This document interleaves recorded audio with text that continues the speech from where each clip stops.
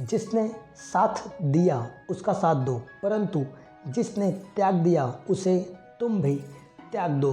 भरोसा जीता जाता है बल्कि मांगा नहीं जाता। ये वो दौलत है जो कभी भी कमाई जाती है बल्कि पाई नहीं जाती। जिस प्रकार अग्नि सोने को परखती है, ठीक उसी प्रकार संकट भी इंसान को परखता है। तुम बस अपने आप से मत हारना, फिर तुम्हें कोई भी नहीं हरा सकता। सुख दुख का आना जाना सर्दी गर्मी के आने जाने के जैसा ही है, इसीलिए सहना सीखना पड़ेगा।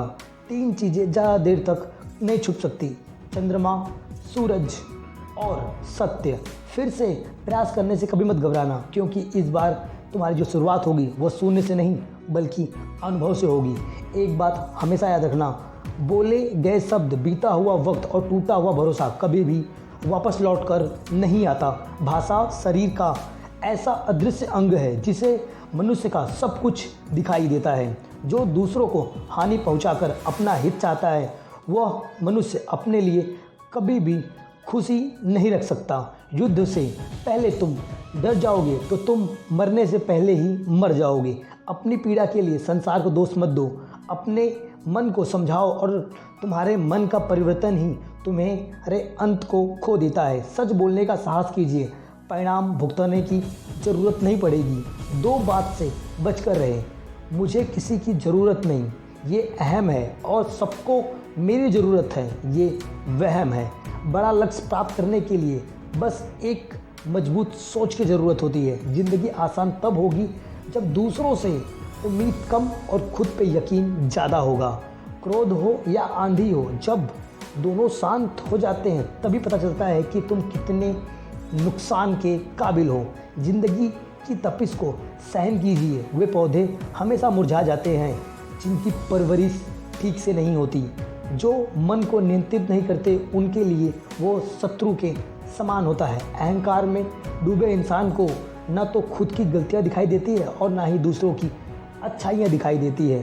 भलाई करने वाले को बुराई कभी पराजित नहीं कर सकती। मनुष्य की सोच और विचारधारा समय के साथ परिवर्तित हो ही जाती है। मौन रहना अच्छा है, परंतु अन्याय हो तब नहीं। जो आपकी खामोशी को ना पढ़ पाए उससे बोलकर अपना दुख बताना गलत है। अगर प्रतीक्षा सीमा से अधिक हो जाए तो मिलने का मोह धीरे धीरे समाप्त हो जाता है। आप जिसे बल से नहीं हरा सकते उसे आप बुद्धि से अवश्य हरा सकते हो। गीता गति के लिए चरण जरूरी है और प्रगति के लिए आचरण जरूरी है।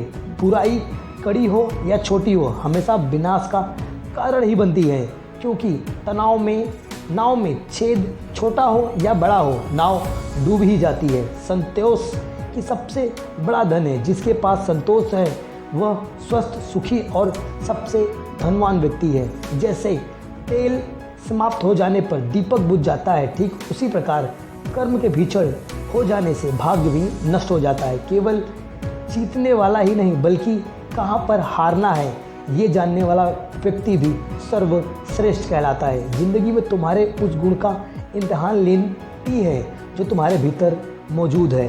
कर्म योग वास्तव में एक परम कर्तव्य ही है।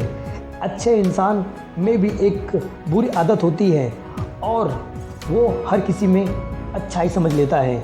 जिसने पहला कदम उठा लिया है वो अंतिम भी उठा लेगा। कठिनाई पहले में होती है, कभी भी आखिरी में नहीं।